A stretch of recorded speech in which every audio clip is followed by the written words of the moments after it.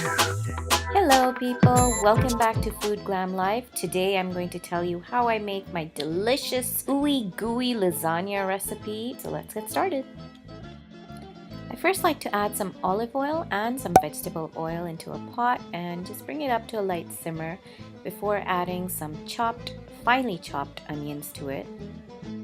We're going to saute those for a little bit. Once they're sort of translucent, we will add 2 teaspoons of garlic into it.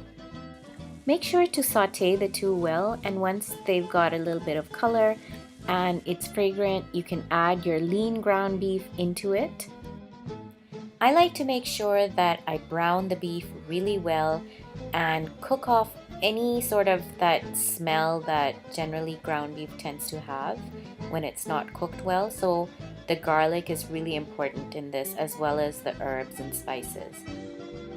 Next, I add the salt and some cayenne red chili pepper, a little bit of coriander powder, and then I'm going to follow it up with a whole bunch of Italian herbs. Now you could just use a pre-made mix of Italian seasoning.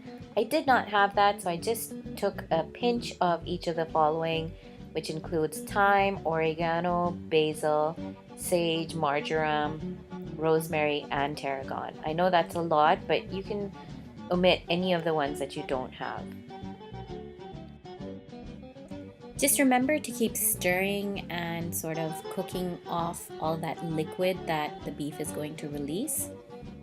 In this, I also added 1 bay leaf and some black and white pepper. You're going to cook this well for around 15 to 20 minutes and just make sure that smell that ground beef usually has goes away. Okay, now to the tomato sauce. In a separate pan, I pour some olive oil, some sliced garlic, and a few torn fresh basil leaves. I've already blended some tomatoes, a couple of cloves of garlic, a handful of fresh basil, olive oil, and water. And what I'm going to do is add that to this saucepan. Remember, all quantities for the recipe will be in the blog listed below. So I like to stir this really well and bring it to a simmer.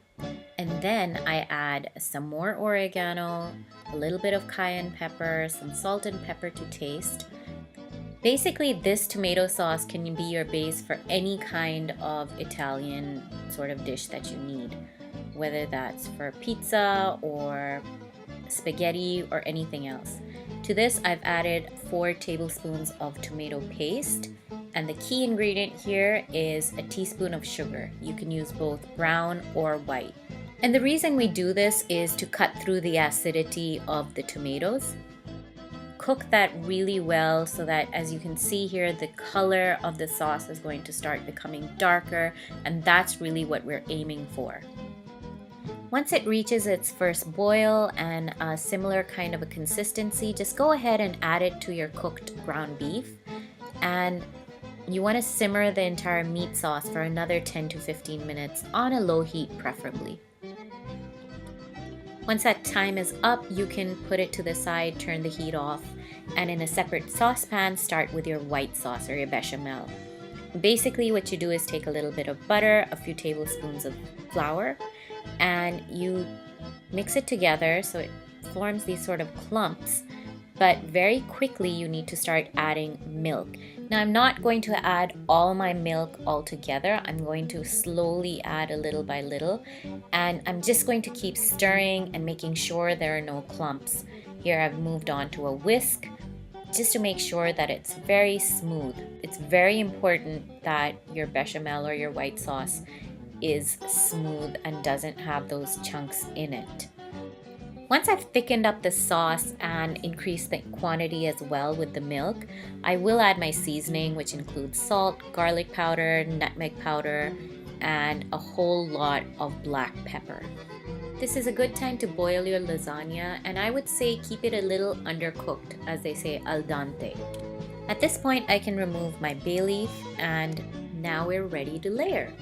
So in the first layer, I always put a very thin layer of the meat sauce, followed by the white sauce, And I top it with a combination of both cheddar and mozzarella cheese. Then we're going to put our first layer of lasagna strips. Every time I boil the lasagna, I get all sorts of strange shapes and sizes, and honestly, it doesn't matter. It's all going to be baked together and no one's going to see what it looks like. So if your lasagna strips come out kind of weird, seriously, don't worry about it. It's not a problem.